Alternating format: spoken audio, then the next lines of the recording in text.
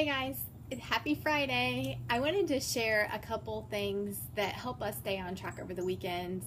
And this is something that I've been sharing in my groups, but thought it would be beneficial to share with you guys too and see if it can help you in staying on track in one way or another.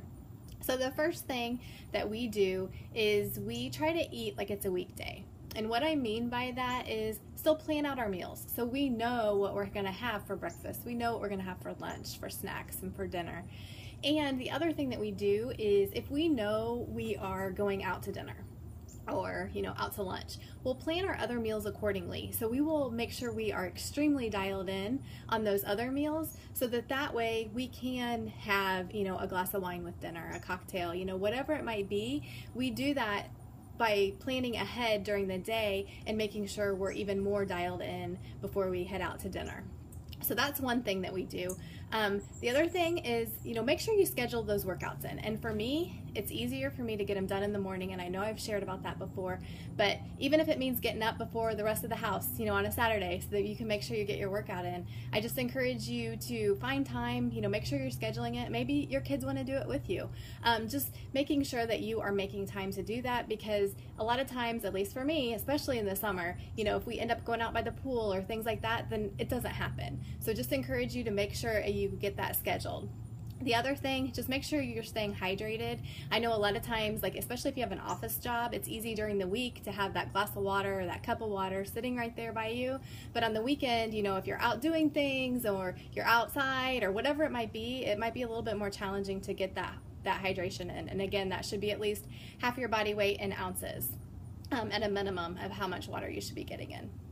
The other thing is make sure you're getting plenty of sleep. I know the weekends, can be a time where we might be up later, we're out of our normal routine. So just make sure that you're getting enough sleep in throughout the weekend and can get caught up, especially during the week if you are having to get up earlier and not get as much sleep in. So make sure you're getting plenty of sleep.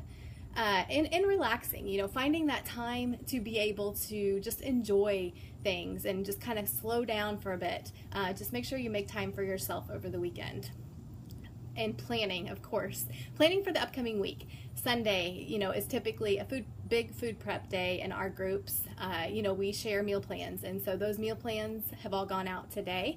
And so everybody has the weekend to grocery shop, plan, prep all their foods and get it ready for the week so that there's minimal prep time throughout the week.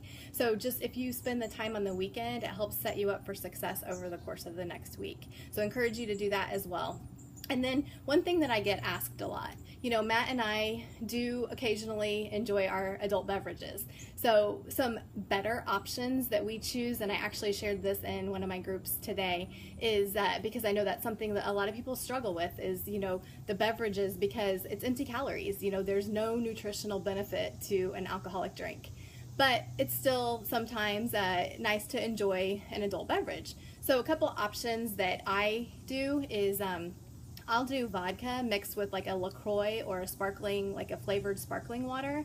And that's what I'll do at home. I'll also, there's some drink enhancers that I use that have no aspartame in them. So I will get, if we're out somewhere, I'll take one of those and I have it in my purse. And I'll just order a vodka mixed with water and then just use a little bit of that. So I'm not getting the soda, so I'm not adding those extra calories, because it was really eye-opening for me to see, especially some of the mixed frozen drinks, just how many calories are in each one of those.